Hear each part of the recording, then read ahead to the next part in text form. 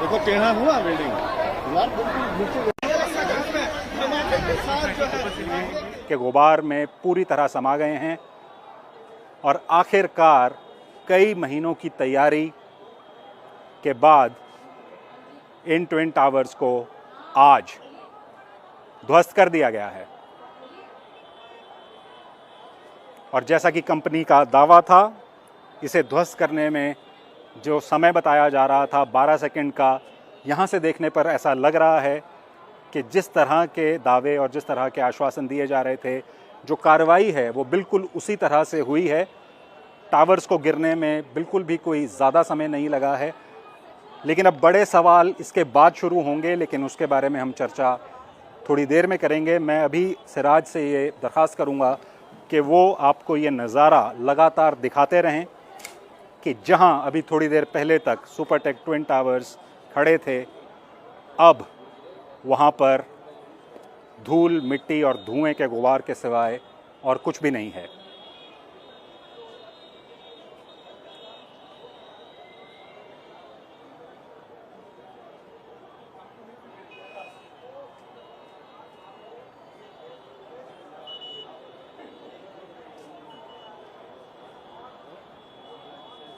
ये सीधा प्रसारण आप BBC हिंदी पर देख रहे हैं और हमारी अन्य भाषाओं में भी इस सीधे प्रसारण को आप इस समय देख पा रहे होंगे। आज के दिन की सबसे बड़ी खबर भारत से यही है कि 2 बहुमंजिला इमारतें, 100 मीटर ऊंची 2 बहुमंजिला इमारतें, जिन्हें भारत की सुप्रीम कोर्ट ने पिछले साल अवैध ठहराया था, आखिरकार महीनों की तैयारी के बाद आज उन दोनों इमारतों को ध्वस्त कर दिया गया है, उन्हें नीचे गिरा दिया गया है।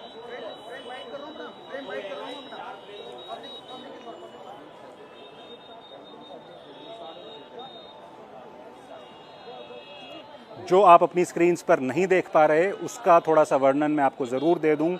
इस इलाके के आसपास जिस तरह का पुलिस बंदोबस्त, जिस तरह का इमरजेंसी सर्विसेज का बंदोबस्त है, वो अभी भी अपनी जगह पर है।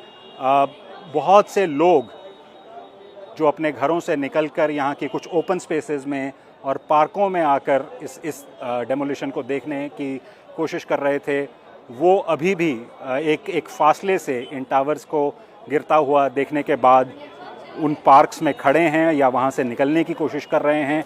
और माहौल यहाँ पर एकदम उत्सुकता से और कौतूहल से भरा हुआ है। जैसा कि मैं कुछ देर पहले भी आपको बता रहा था कि यहाँ की आसपास की सोसाइटीज़ में जो बहुमंजिला इमारतें हैं, लोग अपनी बालकनीज़ में आकर इन टावर्स के डेमोलिशन को देखने के लिए काफ़ी देर से खड़े हुए थे। और आखिरकार जहाँ सुपरटेक ट्विन टावर्स अभी चंद मिनट पहले आपको खड़े दिखाई दे रहे थे, अब वो टावर्स वहाँ पर दिखाई नहीं दे रहे हैं।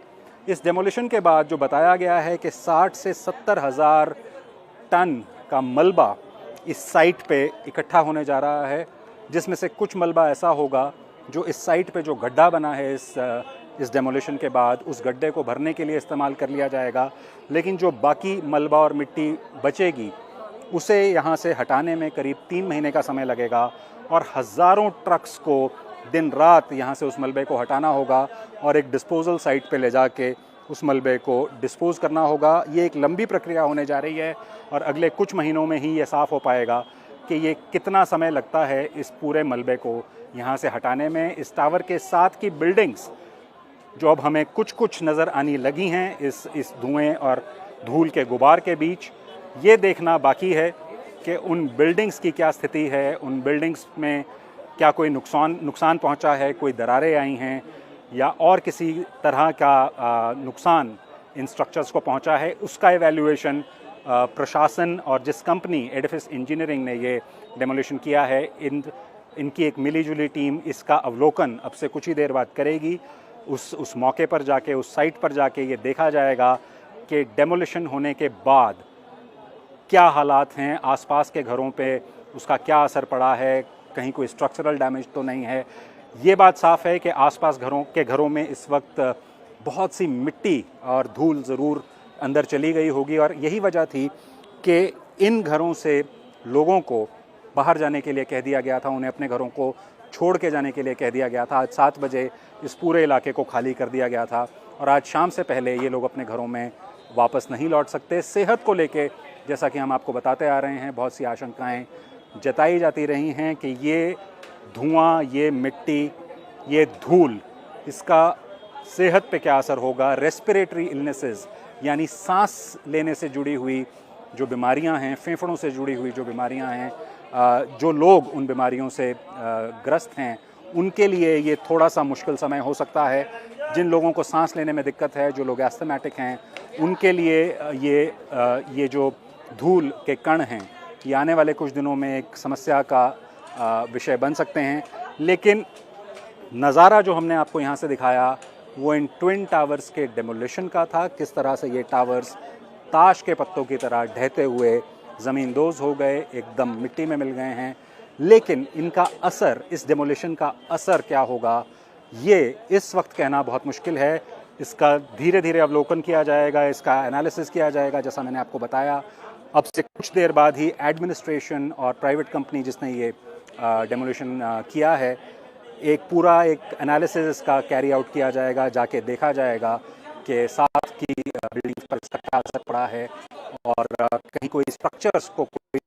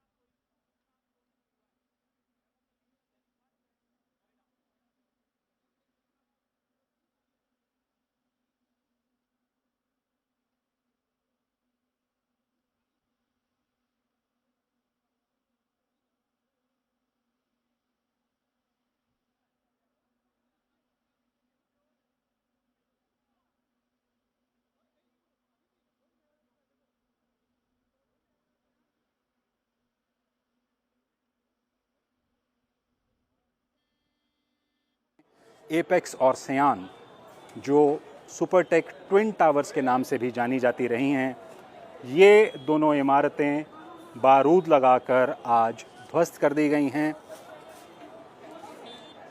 उन्हें ज़मींदोज़ कर दिया गया है। और आप देख सकते हैं जहां ये 2 टावर्स कुछ पल पहले खड़े थे, वहां पर अब जो नज़र आ रहा है वो सिर्फ एक मलबे का ढेर है, एक छोटा सा मलबे का पहाड़ आप देख सकते हैं जो आपको उस जगह पर दिखाई दे रहा है। इसके साथ बाईं तरफ पर आपको स्ट्रक्चर नजर आ रहा है वो एमरल्ड कोर्ट हाउसिंग सोसाइटी का स्ट्रक्चर है। इसी बिल्डिंग को सबसे ज़्यादा खतरा था सुपरटेक ट्विन टावर्स के डेमोलिशन से।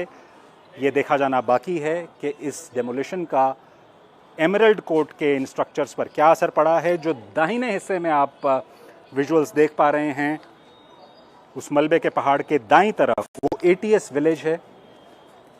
सुपरटेक ट्विन टावर्स और एटीएस विलेज के बीच फिर भी थोड़ा सा ज़्यादा फासला था, तो आशंका कम जताई जा रही थी कि शायद एटीएस विलेज के स्ट्रक्चर्स को इतना ज़्यादा डैमेज नहीं होगा। लेकिन इस स्थिति में अभी ये कहना बहुत ही मुश्किल है कि क्या इन बिल्डिंग्स को, इन टावर्स को किसी किस्म का नुकसान पहुंचा होगा या नहीं। वो एक एनालिसिस और एक अवलोकन के बाद ही इस बात को कहा जा सकेगा कि इस डेमोलिशन का आसपास की बिल्डिंग्स के ऊपर क्या असर पड़ा है।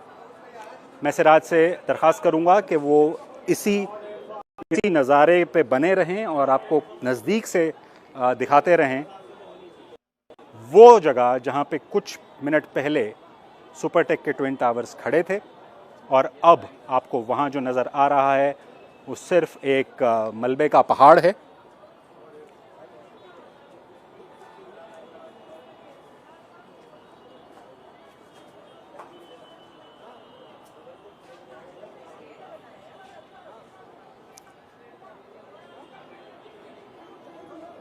बहुत ही अचंभे में डाल देने वाले विजुअल्स अभी अभी हमने देखे हैं और आपको लाइव प्रसारण के ज़रिए दिखाए हैं। इस तरह का नज़ारा भारत में बहुत कम देखा गया है। पहले भी इस तरह के कुछ डेमोलिशंस किए गए हैं, लेकिन इतनी ऊंची इमारतों के डेमोलिशंस भारत में पहले नहीं हुए हैं।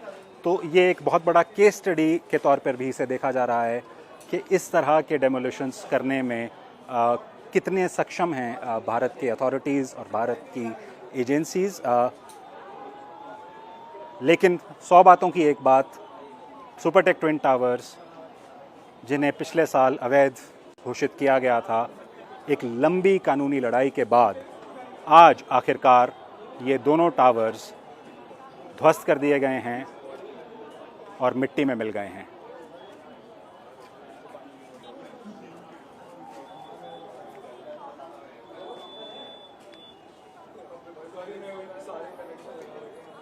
और इस ब्रॉडकास्ट में आपका हमारे साथ जुड़ने के लिए बहुत बहुत धन्यवाद। ख़त्म करने से पहले इस नज़ारे को देखकर मुझे कवि गोपाल दास नीरज की कुछ पंक्तियाँ याद आ रही हैं जो मैं आपसे साझा करना चाहूँगा। उनकी एक कविता में उन्होंने कहा था, स्वप्न के फूल से, मीत चुभे शूल से, लुट गए सिंगार सभी बाग के बबूल से, और हम खड़े खड़े बाहर देखते रहे, कारवां गुजर गया गुबार देखते रहे, कारवां गुजर गया गुबार देखते रहे।